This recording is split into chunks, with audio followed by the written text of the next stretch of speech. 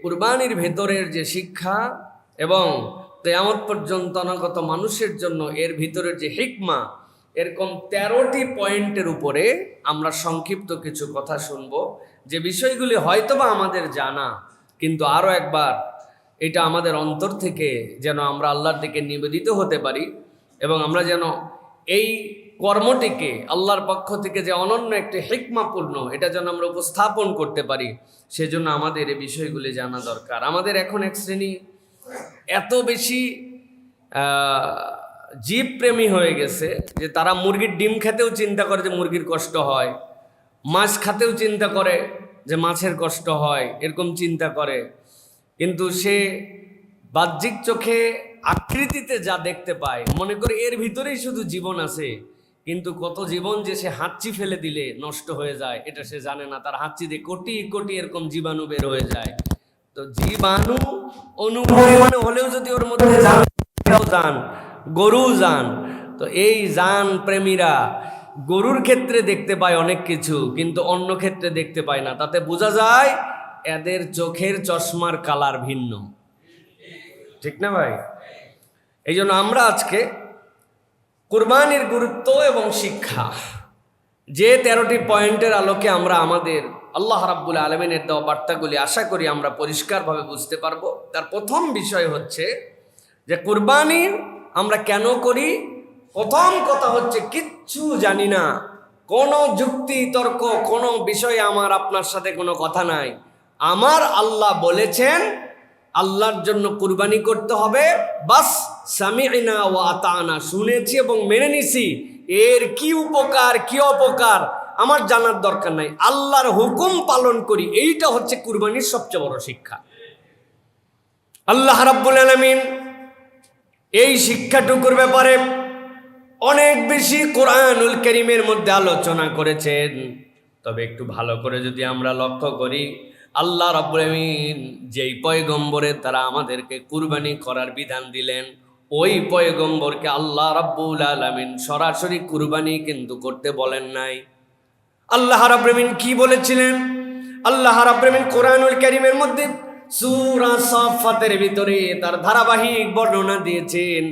102 নম্বর আয়াত থেকে আল্লাহ বলতেছেন, ক্বালা ইয়া বুনাইয়া ইন্নী আরা ফিল মানামি আন্নী আযবাহু। আল্লাহ নবী ইব্রাহিম আলাইহিস সালাম এমন বয়সে একটা সন্তান পেলেন, যেই বয়সের সন্তানের ব্যাপারে আল্লাহ রাব্বুল আলামিন যখন তাকে জানাচ্ছিলেন, তিনি নিজেই বলছিলেন কেমনে সম্ভব, আমি বৃদ্ধ হয়ে গেছে, আমার স্ত্রী বন্ধা হয়ে গেছে, মেনস্ট্রেশন বন্ধ হওয়ার পর আবার সন্তান হয় কেমন করে, আমার নিজের মধ্যে থেকে যৌবন বিলুপ্ত হয়ে গেছে। আল্লাহ বলছিলেন কাযালিক, আপনার ভাবার দরকার নাই, আল্লাহ যেমনে মন চাই তেমনেই আপনাকে সন্তান দান করবেন। আল্লাহ একটা সন্তান দান করলেন। এরপর আল্লাহ রাব্বুল আলামিনের নির্দেশে তাকে ওই জাজিরাতুল আরবে বাক্কার ভূমির মধ্যে তাকে রেখে দিয়ে আসলেন। কিন্তু কলিজার মধ্যে তার জন্য আল্লাহ এমন টান সৃষ্টি করে দিলেন, পুরা দুনিয়া একদিকে তার মহাব্বত আর এই সন্তানটার তার ভালোবাসা একদিকে।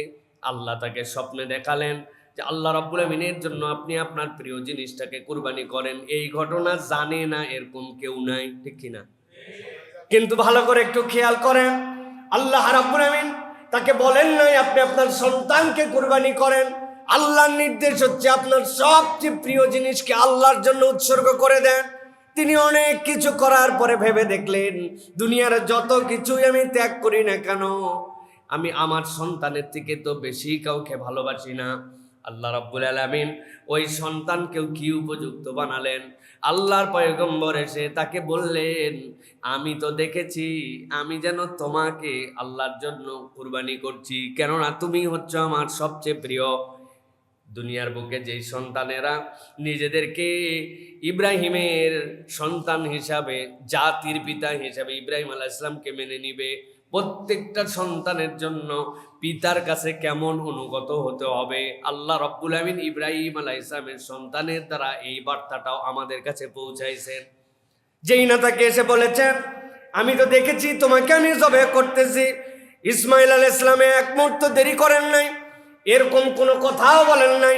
এরকম স্বপ্ন মানুষ দেখেই থাকে। স্বপ্ন দেখলে কি মানুষ মানুষকে জবে করতে পারে নাকি?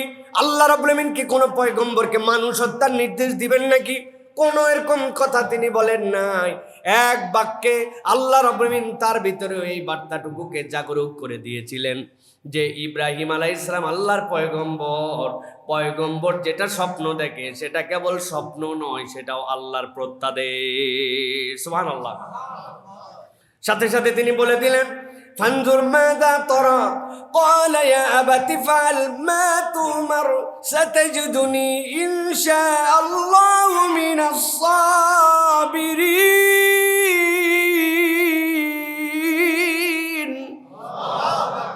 আল্লাহ বললেন, আমার ইসমাইল ইব্রাহিমের মতোই তো সে আনুগত্যশীল। সাথে সাথে বাপকে বলে দিল, যা স্বপ্ন দেখেছেন তাই বাস্তবায়ন করেন, আপনি আমাকে অস্থির দেখতে পাবেন না। ও আমার আব্বা, বাধ্য করে ধরে বেঁধে আমাকে আপনাকে আল্লাহর জন্য কুরবানি করতে হবে না। আপনি দেখবেন আমি আল্লাহর জন্য কুরবানি হওয়ার জন্য সবরকারীদের অন্তর্ভুক্ত থাকব। আপনি আল্লাহর হুকুম পালন করতে দেরি করেন না, আমি মানার জন্য প্রস্তুত আছি। আল্লাহ রাব্বুল আমিনের পরে বলছেন, এই কথা বলেই আমার ইসমাইল থেমে যায় নাই। আল্লাহ বলছেন, ফালাম্মা আসলামা ওয়া তাল্লাহু লিল জাবিন। এই কথা বলে থেমে যায় নাই, দুইজনে আত্মসমর্পণ করলো।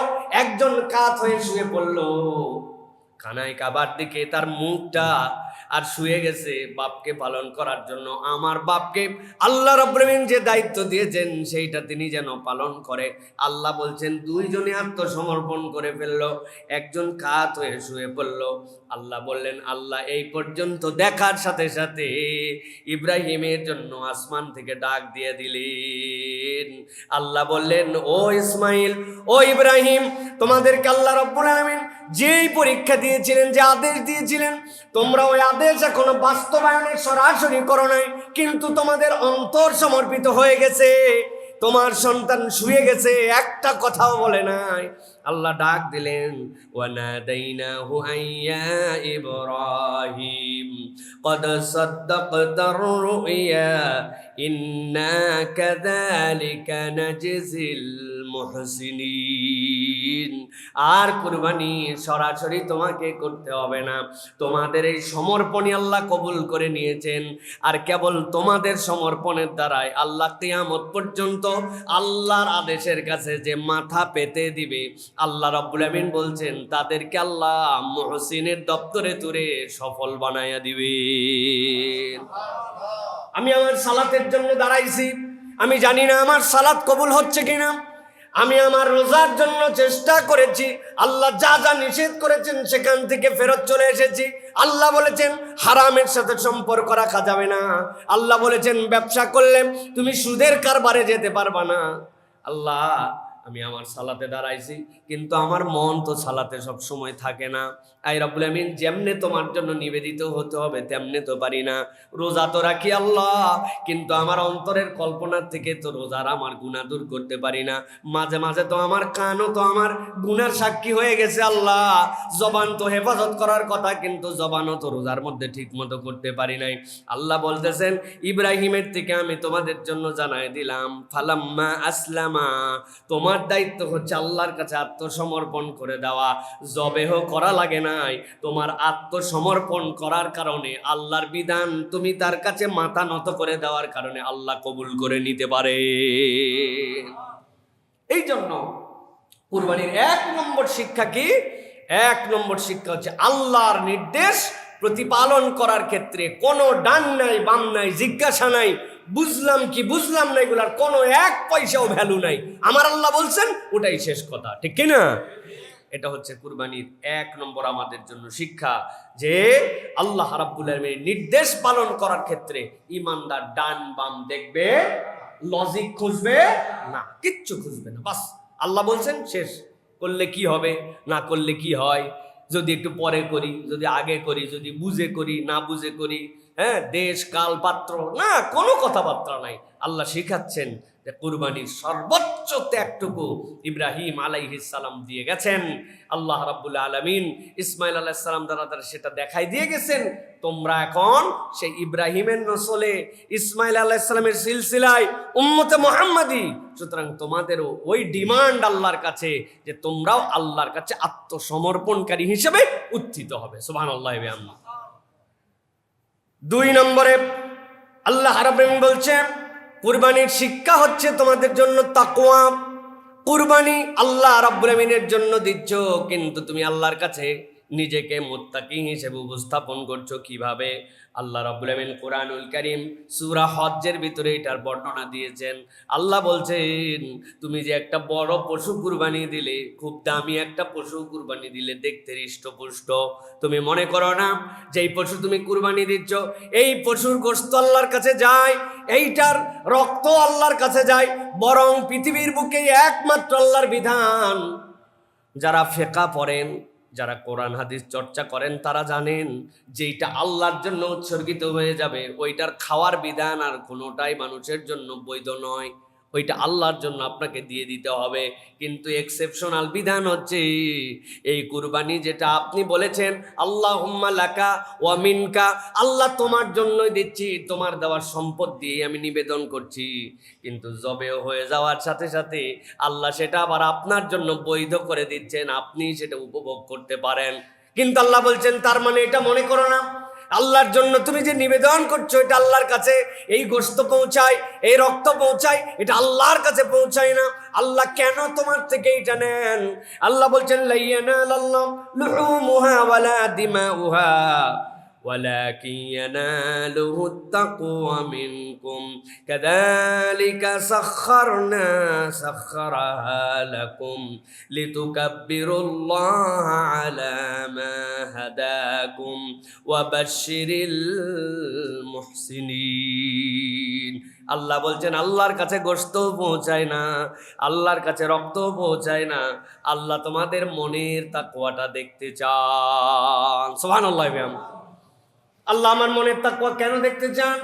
আল্লাহ রাব্বুল আলামিন বলছেন এটা তোমাদেরকে আমি বশ করে দিয়েছি, তোমার সাধ্যের মধ্যে ছিল না যে তুমি এটাকে বশ করবা, তোমার অধিভুক্ত করবা।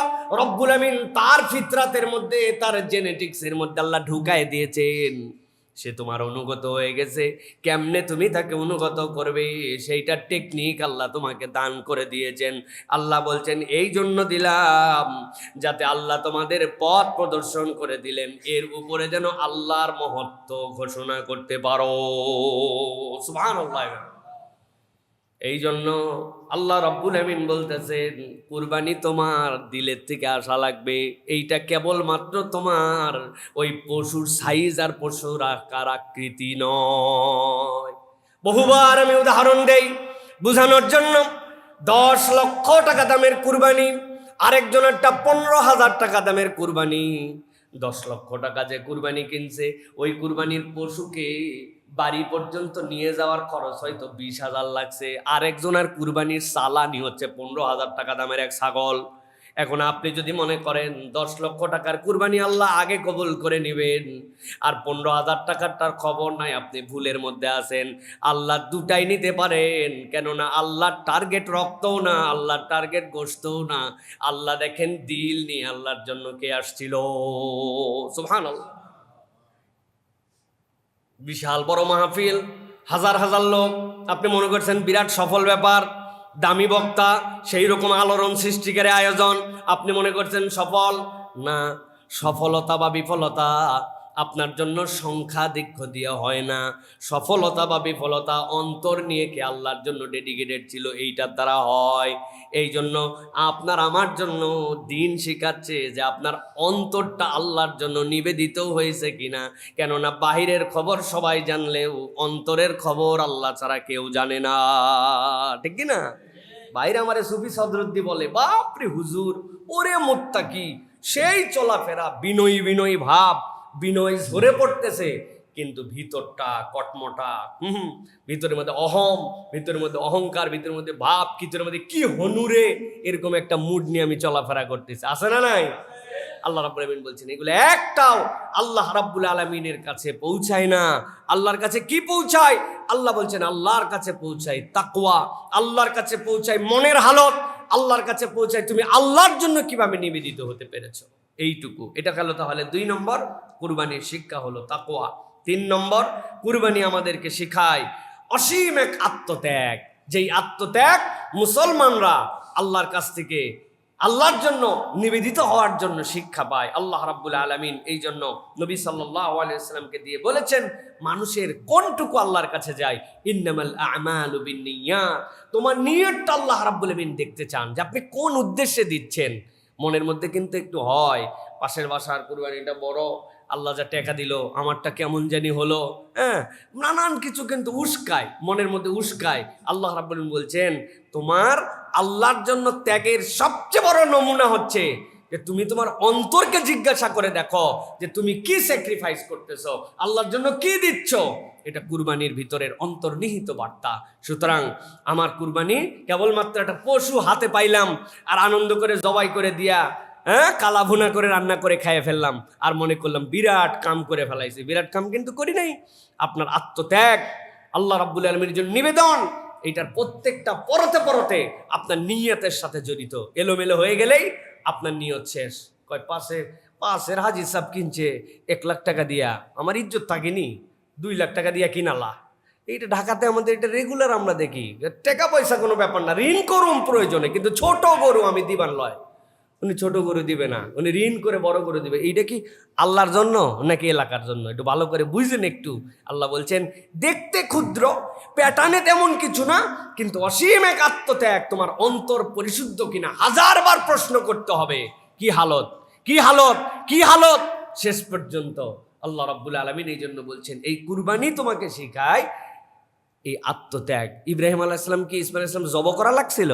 শোয়ানো মাত্র 2 জনের হালত আল্লাহর কাছে পৌঁছায় গেছে। আল্লাহ রাব্বুল আলামিন বলছে হয়ে গেছে, আর জব দেওয়া লাগবে না। ওয়াতাল্লাহু লিল জাবিন, আল্লাহ ডাক দিয়ে বলছেন থামো থামো, আর করা লাগবে না, তুমি যে করে ফেলতে এটা তো আমি আল্লাহ জানি। সুবহানাল্লাহ। সুতরাং কারো কারো কুরবানি পশুর হাট থেকে কেনার সময় কবুল, আর কারো কারোটা পশুর কেনার সময় থেকেই বাতিল। এটা হিসাব করে কিন্তু আমাদের চলাফেরা করতে হবে প্রিয় ভাইয়েরা। 4 নম্বরে কুরবানি সমাজের মধ্যে ধনী এবং দরিদ্র, এই ধনী দরিদ্র বৈষম্যকে কমায় দিয়া আল্লাহ রাব্বুল আলামিন একটা তাসবিয়া করতে বলেন। আল্লাহ রাব্বুল আলামিন বলছেন কুরবানি তো দিছো, তোমাদের জন্য হালাল করে দিলাম খাবার, কিন্তু আল্লাহ সূরা হজের 36 নম্বর আয়াতের মধ্যে বলছেন ফাকুলু মিনহা ওয়া আতইমুল কানিআ ওয়াল মু'তার। আল্লাহ বলছেন খাও, নিজে খাও, কিন্তু আরো 2টা শ্রেণীকে খাওয়াও। এক শ্রেণী আছে অভাবে তোমার কাছে হাত পেতে দেয়, ভাই একটু কিছু দেন ভাই, তারেও দাও। আর একটা শ্রেণী আছে অভাবে অভাবে জ্বলে পুড়ে যায়, কিন্তু সামাজিক কারণে, চক্ষু লজ্জার কারণে বলতে পারে না। আল্লাহ বলছেন তুমি একটা মানুষ যদি হও, নিজেকে যদি আল্লাহর কাছে উৎসর্গিত করতে চাও, কুরবানির শিক্ষা হচ্ছে অভাবগ্রস্তকে খুঁজে খুঁজে তার অভাব তুমি পূরণ করে দাও। সুবহানাল্লাহ। আল্লাহ কত সুন্দর করে এই জন্য বলেছেন ফাকুলু মিনহা ওয়া আতইমুল কানিআ ওয়াল মু'তার। এমন কতগুলা লোক আছে প্রার্থনাকারী, যারা চায় তোমার কাছে সাহায্য চায়, তাকেও দাও। আবার এমন মানুষ আছে চাইতে পারে না, কিন্তু একটু দেওয়ার দরকার, তুমি খুঁজে খুঁজে দাও। আল্লাহ বলছেন ইসলামের যে কোনো বিধান আগে সেটা ভোগের জন্য নয়, ত্যাগের জন্য। যখন একটা মানুষ আর একটা মানুষের প্রতি সিম্প্যাথি নিবে, সমাজের মধ্যে যদি 20% মানুষও কুরবানি করে আর বাকি মানুষ কুরবানি করতে নাও পারলে, এই 20% মানুষ যদি হৃদয়ের মধ্যে এই ভালোবাসাটুকু লালন করতে পারে, ওই সমাজটা এমন ভালোবাসাপূর্ণ হবে যেটা আল্লাহ রাব্বুল আলামিন বলতেছেন আল্লাহর বিধান ছাড়া বাস্তবায়ন সম্ভব নয়। এই যে নামাজের মধ্যে দাঁড়াই গেছি আমরা, ওই ভাই কোন চাকরি করে আর এই ভাই কোন চাকরি করে, এই ভাইটা কোন ব্যবসা করে, তার ব্যাংকের ব্যালেন্স কত, আরেকজন ভিক্ষুক যিনি আপনার এখান থেকে জুমার খুতবা শোনার পরে মসজিদের সামনে যে দাঁড়ায় যাবেন, আপনার ক্ষমতা আছে নাকি যে আমি এই মসজিদের প্রেসিডেন্ট, উনি হচ্ছেন বড় মাদ্রাসার মুহাদ্দিস, আর তুই বেটা নামাজের পরে আবার ভিক্ষা করতে দাঁড়াবি এই জায়গায়, পিছনে দাঁড়া, বলা যাবে তো না? আল্লাহ রাব্বুল আলামিন বলছেন, এই যে তাসবিয়া তোমাদের জন্য, কেউ কাউকে দূরে ঠেলে দিতে পারবা না। পাশাপাশি দাঁড়ায় গেলে এই নামাজের পাশাপাশি শিক্ষা, এটাকে যদি তুমি সমাজে ইমপ্লিমেন্টেশন করতে চাও, আল্লাহর বাকি বিধানের দিকেও তোমাকে ফোকাস করতে হবে। এই জন্য আল্লাহ যত জায়গায় বলেছেন আকিমুস সালাহ ওয়া আতুজ যাকাত, আল্লাহ সব সময় বলেছেন যেই সমাজকে তোমরা সালাত দ্বারা সমতার বিধানে নিয়ে আসতে চাও, ওই সমাজে যদি প্রকৃত তাসবিয়া দেখতে চাও, তাহলে আল্লাহর দেওয়া হুকুম অনুযায়ী অর্থনৈতিক মুক্তি লাগবে। অর্থনৈতিক মুক্তি ছাড়া সমাজের প্রপার কখনো বৈষম্য দূর করা যায় না, ঠিক কি না? আপনি যত লেকচার ছাড়েন, যত ওয়াজ নসিহত করেন, সমাজের চুরি চামারি অন্যায় রাহাজানি এগুলোর অন্যতম একটা কারণ হচ্ছে সমাজের এক শ্রেণী টপে চলে গেছে, আরেক শ্রেণী এত নিচে চলে গেছে যে এই দুইটার মধ্যে সমতা নাই। এই সমতার বিধান লাগবে। আল্লাহ বলছেন কুরবানি এরকম একটা বৈষম্য তোমাদের দূর করার জন্য তোমাদেরকে শেখায়। 5 নম্বরে, কুরবানি হচ্ছে আল্লাহ রাব্বুল আলামিনের ভালোবাসা অর্জনের একটা মাধ্যম। আমরা আল্লাহর প্রিয় পাত্র হতে চাই, চাই না? যে আল্লাহর আমি যেন প্রিয় হই। আল্লাহ বলছেন এই প্রিয় হওয়ার একটা উপায় হচ্ছে তোমাদের জন্য, সেটি হচ্ছে কুরবানি। রাসূলুল্লাহ সাল্লাল্লাহু আলাইহি ওয়াসাল্লাম তিরমিজির হাদিসের মধ্যে বলছেন, নবীজি বলছেন, মা আমিলা আদামিয়্যু মিন আমালিন ইয়াওমান নাহরি আহাব্বা ইলাল্লাহি মিন ইহরাকিদ দাম।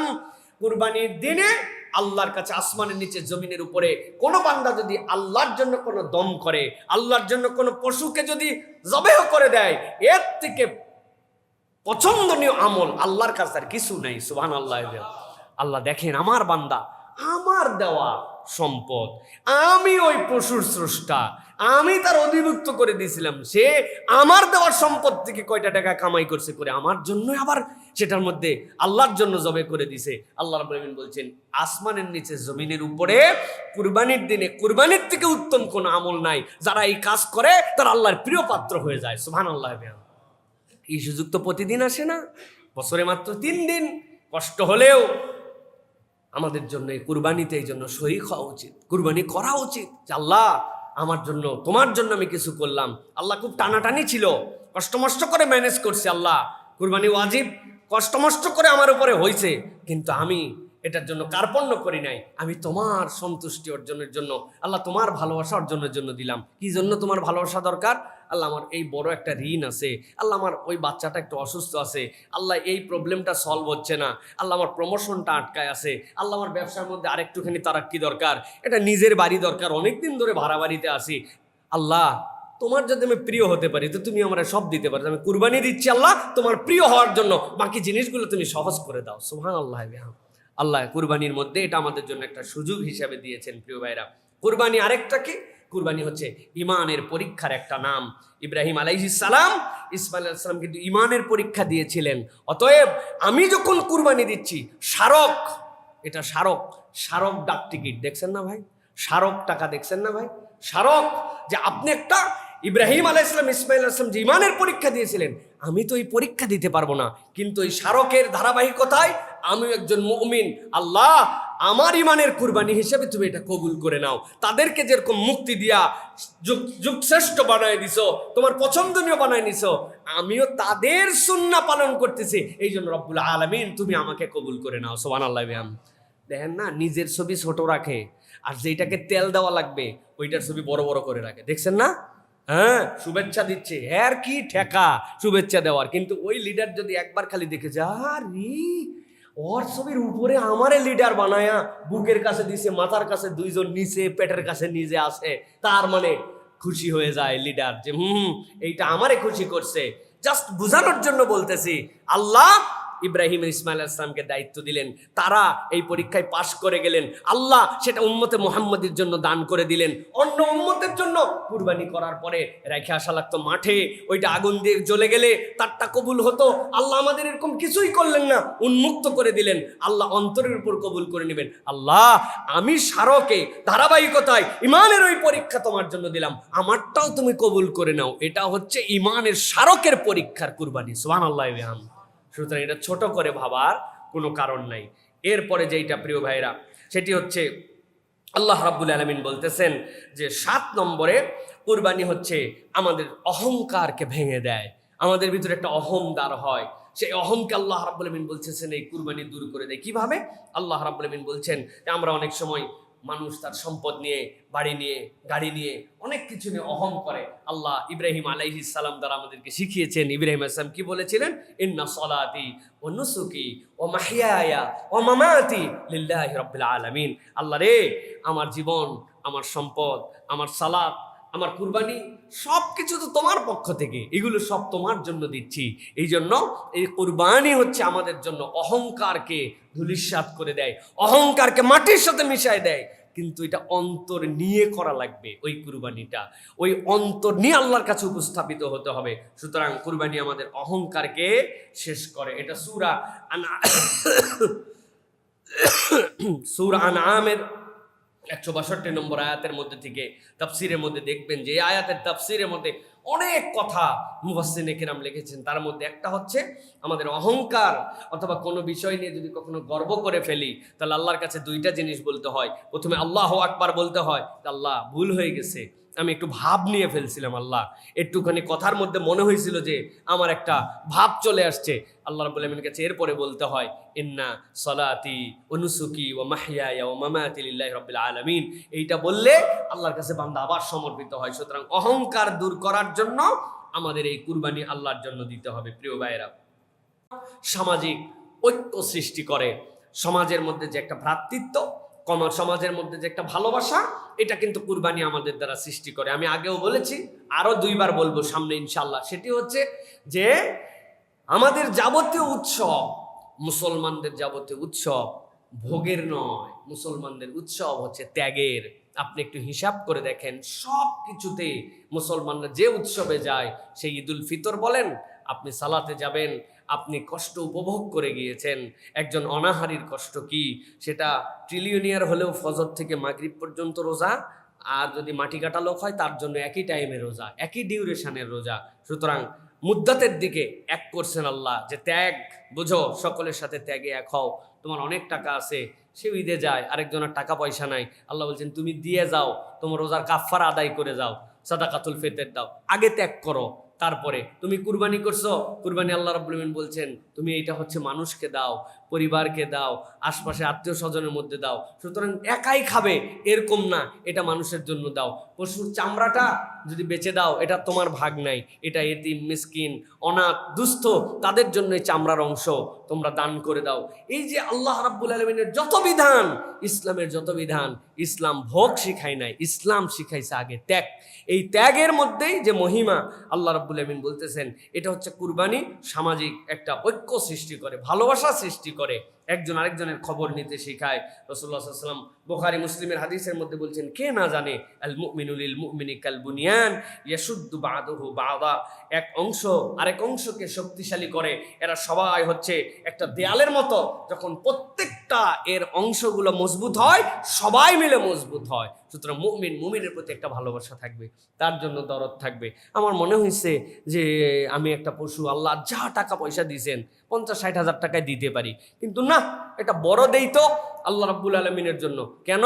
যে আমি তো আমার খাওয়ার জন্য না, যে আমার দ্বারা বেশি মানুষ বেনিফিটেড হবে, আল্লাহ দেওয়ার তৌফিক দান করছেন। দিলাম, একটা পশু কুরবানি দিছি, এটা পুরাটাই দান খয়রাত করে দিছি, যা আর একটা খাইছি, নিজের বাসার জন্য রাখছি, আল্লাহ আমারে তৌফিক দিছেন।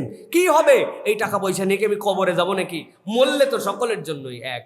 ওই যে বাংলাদেশ থেকে 4.5 কোটি টাকা নিয়ে, নাম বলে দিলেই চিনে ফেলবেন এখন, শিকদার গ্রুপের মালিক, বাংলাদেশ থেকে পালাই গেছিল, বহুত বড় বড় রিসোর্ট বানায় গেছে, হ্যান বানায় গেছে, ত্যান বানায় গেছে, সিস্টেম করে যেই টাকা তার পাওয়ার কথা নয় সেই টাকা সে ম্যানেজ করে নিছে।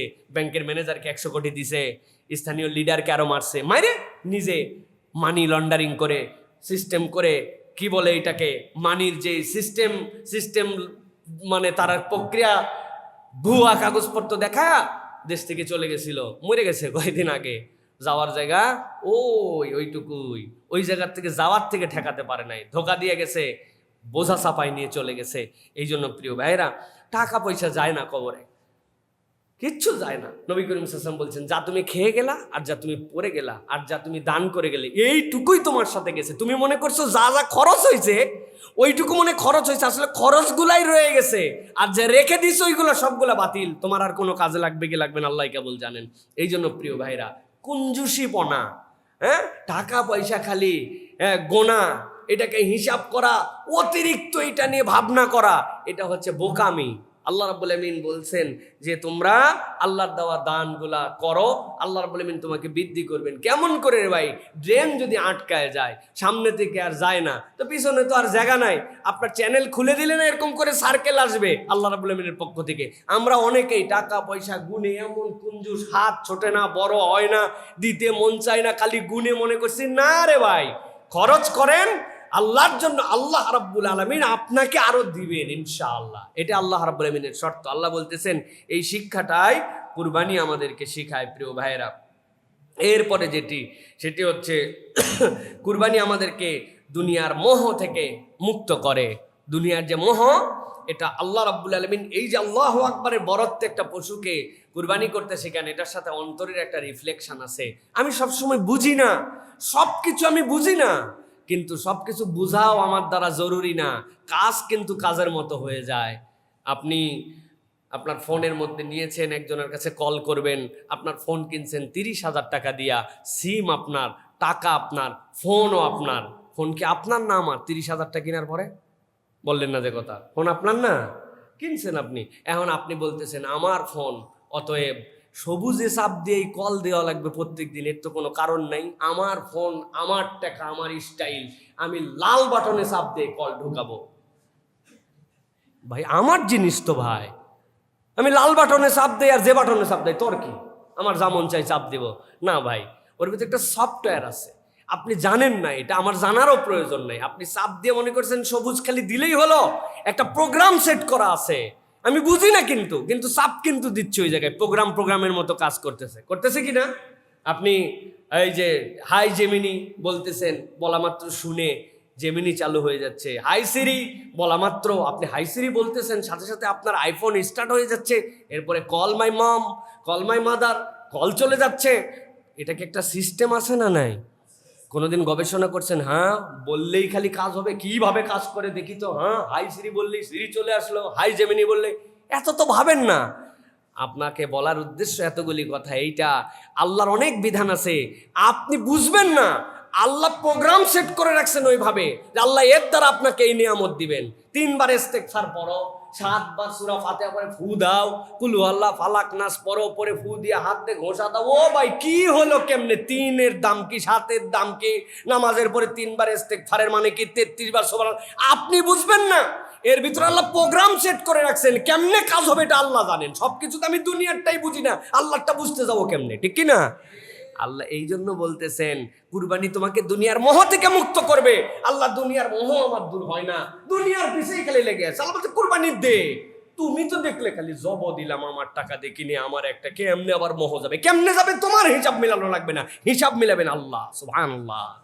এই জন্য এটা বুঝতে হবে যে কুরবানি আমাকে দুনিয়ার মোহ থেকে আমাকে দূর করে। কুরবানি জান্নাতের পথে আত্মশুদ্ধির মাধ্যম। এই কুরবানির দ্বারা আমি যে জান্নাতের পথে যেতে চাই, এটা আমার আত্মশুদ্ধির মাধ্যম। কথা বললে অনেক দীর্ঘ হবে, আমি অনেকগুলা নোট করেছিলাম। নফসের কুরবানি, অহংকারের কুরবানি, হিংসার কুরবানি, হারাম আয়ের কুরবানি, গুনাহের কুরবানি। কি কুরবানি আমি দিচ্ছি? আল্লাহ বিসমিল্লাহ আল্লাহু আকবার বলে আমি পশু কুরবানি দিচ্ছি।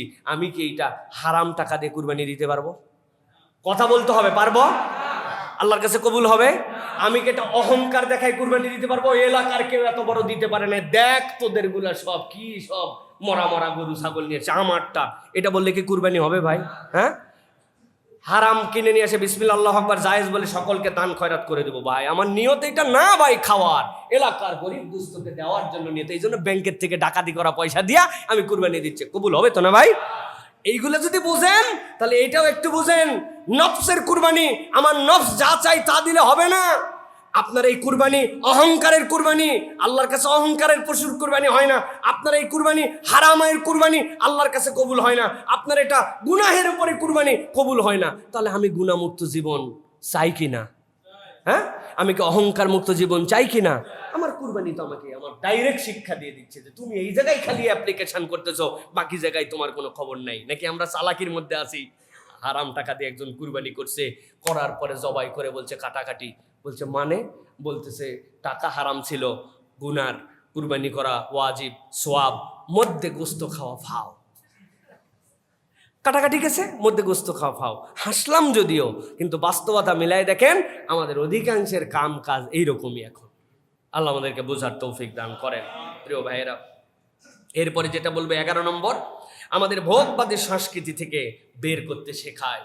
আল্লাহ কোরআনুল কারীমের মধ্যে বলছেন, আলহাকুমুত তাকাসুর হাত্তা যুরতুমুল মাকাবির কাল্লা সাউফা তা'লামুনা সুম্মা কাল্লা সাউফা তা'লামুন।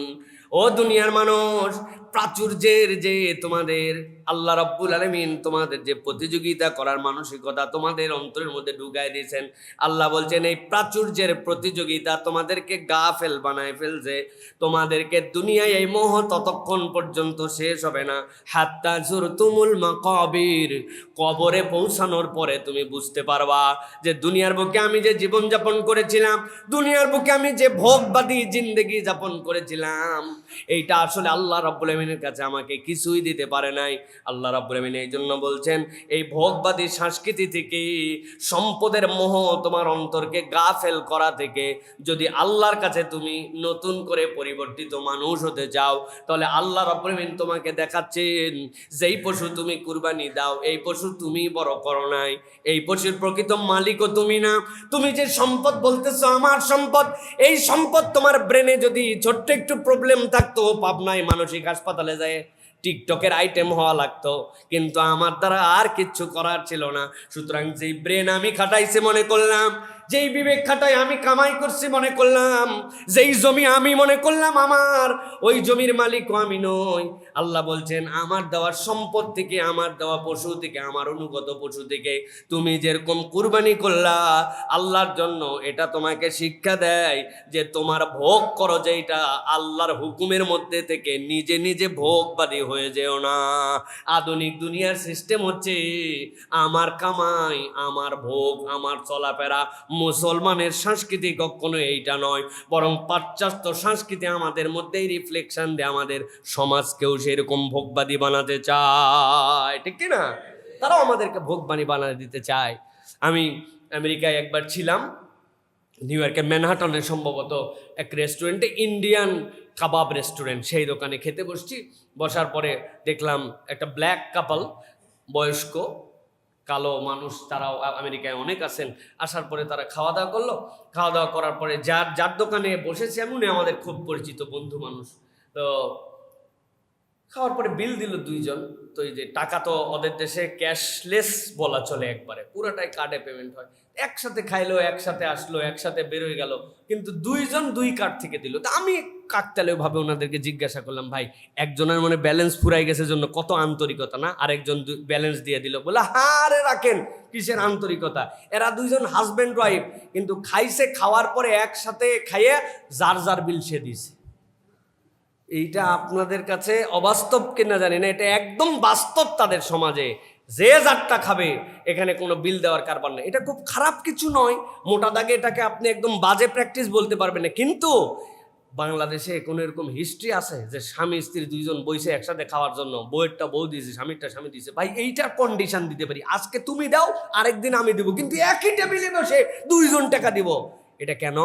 এটা ভোগবাদী সংস্কৃতির অংশ। আমার কামাই আমার উপভোগ, তোমারটা তোমার, ভাই তোমারটা হুদা মিশে আমি ঝামেলা নিতে যাব কেন? এটা ইসলামিক কালচার নয়, মুমিনদের নেচার এইটা নয়। মুমিনরা এটাকে ভিন্ন রকম একটা নেচার হিসাবে নিয়েছে। মুমিন জানে আরেক ভাইকে খাওয়ানোর মধ্যে তৃপ্তি কি, আরেক ভাইয়ের জন্য ত্যাগ করার তৃপ্তি কি। এখন আধুনিক সভ্যতা আমাদের সেখান থেকে বের করে আমাদেরকেও জানোয়ার বানানোর প্রতিযোগিতায় নিয়েছে, ঠিক কি না? আমি কিছুদিন আগে এক ওয়াজ করছিলাম যে ভাই ভাইকে খাওয়ান, চায়ের বিল সব সময় দিতে পারবেন না, সুযোগ পাবেন না, আপনার জন্য সুযোগ থাকবে না, আপনি দিয়ে দেন চায়ের বিলটা, আপনি খুশি হন। তো পোলাপান একজন আমার লিঙ্ক পাঠাইছে যে হুজুর আপনার এই ওয়াজ তো সেই রকম মানুষের কাছে গেছে, কিন্তু কমেন্টগুলো পড়ে দেখেন। তা আমার হাতে সময় নাই, তারপরে কমেন্ট পরে একজন বলছে হুজুর এরা খালি চাই খেতে চায় না, খাওয়ার পর বিড়ি খেতে যায়, এই পয়সা দেওয়া যাবে কিনা? চিন্তা করছেন কেইসে তেন্দরের তেন্দর আমাদের লোকজন। প্রিয় ভাইয়েরা, তাহলে কুরবানি আমাদেরকে ভোগবাদী সংস্কৃতির থেকে বের করার জন্য আমাদেরকে নিয়ে আসে। দুনিয়ার সম্পদ চিরস্থায়ী নয়, আল্লাহর সন্তুষ্টির জন্য ব্যয় চিরস্থায়ী। এই লাইনটা মনে রেখে দিয়েন, দুনিয়ার সম্পদ চিরস্থায়ী নয়, আল্লাহর সন্তুষ্টির জন্য ব্যয়কৃত সম্পদটাই চিরস্থায়ী আমাদের জন্য। সুবহানাল্লাহ। ওটা একদম জান্নাতে ঢোকা পর্যন্ত আল্লাহ রাব্বুল আলামিনের কাছে যাবে। যাওয়ার পরে আল্লাহ দেখাবেন যে এই বান্দার আল্লাহর জন্য কাজ করার জন্য জান্নাতের মর্যাদা এত উপরে উঠাই দিয়েছেন আল্লাহ সুবহানাহু ওয়া তাআলা। এরপরে 12 নম্বর যেটা বলবো সেটা হচ্ছে আল্লাহর জন্য ত্যাগ, এর বাস্তব প্রশিক্ষণ। আল্লাহর জন্য ত্যাগ করছি, বাস্তব প্রশিক্ষণ কি? আমাদের জন্য বাস্তব সেরকম কোনো প্রশিক্ষণ নাই। আল্লাহর ত্যাগের বাস্তব প্রশিক্ষণের নাম, ইমপ্লিমেন্টেশনের নাম হচ্ছে আপনার আমার জন্য কুরবানি। এই জন্য আল্লাহ রাব্বুল আলামিন রাসূলুল্লাহ সাল্লাল্লাহু আলাইহি সাল্লামকে দিয়ে বলেছেন, সূরা আলে ইমরানের ভিতর আল্লাহ এই বিষয়ে বিস্তারিত বলেছেন 92 নম্বর আয়াতের থেকে, লান তানালুল বিররা হাত্তা তুনফিকু মিম্মা তুহিব্বুন, তোমরা পূর্ণ নেকি ততক্ষণ পর্যন্ত অর্জন করতে পারবে না যতক্ষণ না তোমাদের প্রিয় বস্তুটি আল্লাহর পথে তোমরা ব্যয় করো। এই যে এইটার যে আমার কুরবানি, আমার খরচ, এটার জন্য আয়োজন, এটার জন্য আল্লাহর জন্য একটা আমি উপস্থাপন করতেছি। সুতরাং বাস্তবিকই আমি আল্লাহর জন্য ত্যাগ করছি, এই ত্যাগের মানসিকতাটা কুরবানি আমাদের জন্য শিক্ষা দেয়। সর্বশেষ যেটা বলবো প্রিয় ভাইয়েরা, সেটি হচ্ছে যে আমাদের কুরবানি আমাদের জন্য একটা মানবিক সমাজ গঠন করার ক্ষেত্রে আমাদের জন্য বিরাট বড় ভূমিকা পালন করে। আল্লাহ রাব্বুল আলামিন কুরআনুল কারীমের মধ্যে সূরা হাশরের এই আয়াতের উপর আপনাদের কাছে আমার তাফসীর করা আছে, ওয়ায়ুসিরুনা আলা আনফুসিহিম ওয়ালাউ কানা বিহিম খাসাসা। সেই সাহাবী, যেই সাহাবী তার 2টা বাচ্চাকে অভুক্ত রেখেছিলেন, সেই সাহাবী যিনি স্ত্রীকে সেই রাত্রে অভুক্ত ছিলেন, সেই সাহাবী যিনি রাত্রে খেয়ে খান নাই, প্রত্যেকের বুক ভর্তি ক্ষুধা ছিল, কিন্তু সন্তানের 2 জনের খাদ্য দিয়ে 2 জন মেহমানকে মেহমানদারি করেছিলেন। আল্লাহ রাব্বুল আলামিন ফজরের আগে জিবরাইল আমিনকে নামায়া রাসূলুল্লাহ সাল্লাল্লাহু আলাইহি ওয়াসাল্লামকে জানিয়েছিলেন, এই সাহাবী দয়ের কাজ, একজন স্বামী স্ত্রীর কাজ আল্লাহ রাব্বুল আলামিনকে রাত্রিবেলা তাদের এই অভ্যন্তরীণ কাজ আল্লাহকে হাসাইছে যে পেটে ক্ষুধা কিন্তু অপরের জন্য কি স্যাক্রিফাইস করেছে। সুতরাং এই যে স্যাক্রিফাইস আল্লাহ রাব্বুল আলামিন বলেছেন ওয়ালাউ কানা বিহিম খাসাসা, মনের মধ্যে যদিও চাহিদা ছিল কিন্তু তারা নিজের চাহিদাকে উপেক্ষা করে অন্যকে প্রায়োরিটি দিয়েছে। এই প্রায়োরিটিটাকে শেখায়, মানবিক সমাজ বানাতে শেখায় কুরবানি। এই মানবিক সমাজের ভূমিকাটা আপনার আমার জন্য দেয়। প্রিয় ভাইরা, আমি একাই খাবো না, আমি আমার আশপাশ দিয়ে দেখব। এই যে আসুন্নাহ ফাউন্ডেশন সারা দেশে কুরবানি করে, আপনি কি জানেন এরকম মানুষ আছে পুরো বছরে 1 কেজি গরুর গোশত কেনার সামর্থ্য রাখে না, তাদের বাড়িতে কুরবানির কারণে এই পশুর কুরবানি হওয়ার কারণে তাদের কাছে এই কুরবানির গোশতটুকু পৌঁছায়। এই দেশের মধ্যে এরকম লোক আছে, আপনি কি জানেন যে পুরা বছরে যে 2 কেজি গরুর গোশত কেনার মতো তৌফিক তার নাই? এরকম মানুষ আছে, এরকম ঘর আছে। এই কুরবানি এই বার্তাটা আমাদের কাছে দেয় যে আল্লাহ রাব্বুল আলামিনের জন্য একটা মানবিক সমাজ হবে। সুতরাং আপনি শুধু বাহ্য চক্ষে, যেই চোখের মধ্যে আপনার একটা চশমা আছে, যেই চশমার কালার হচ্ছে মানবিক সমাজ আমি দেখতেছি, পশু হত্যা হচ্ছে বিরাট বড় একটা অপকর্ম, আপনি এইটা দেখতেছেন, ওটা শয়তান আপনার চোখে লাগাইছে। আর আমরা আল্লাহ রাসূলের চোখ দিয়ে আপনাকে 13টা পয়েন্ট দেখালাম যে আল্লাহ রাব্বুল আলামিন এই কুরবানির মধ্যে আমাদের জন্য দুনিয়া, আখেরাত, সমাজ, মানবিক কল্যাণ, ত্যাগ, আত্মত্যাগের এই বার্তাটুকু আল্লাহ রাব্বুল আলামিন ঢুকাই দিয়েছেন। সুতরাং কুরবানির ফরজ, কুরবানির ওয়াজিব কুরবানি দিয়ে আদায় করতে হবে, অন্য কোনো কিছু দিয়ে এটা আদায় করা যাবে না। আল্লাহ যেন আমাদেরকে বোঝার তৌফিক দান করেন। আল্লাহ রাব্বুল আলামিন যেন আমাদেরকে কুরবানিগুলো কামা হাক্কাহু আদায় করার মতো যোগ্যতা, তৌফিক এবং আমাদেরকে আল্লাহ রাব্বুল আলামিনের পক্ষ থেকে দেওয়া এই নিয়ামতের শুকরিয়া আদায় করার মতো আল্লাহ রাব্বুল আলামিন যেন যোগ্যতা দান করেন।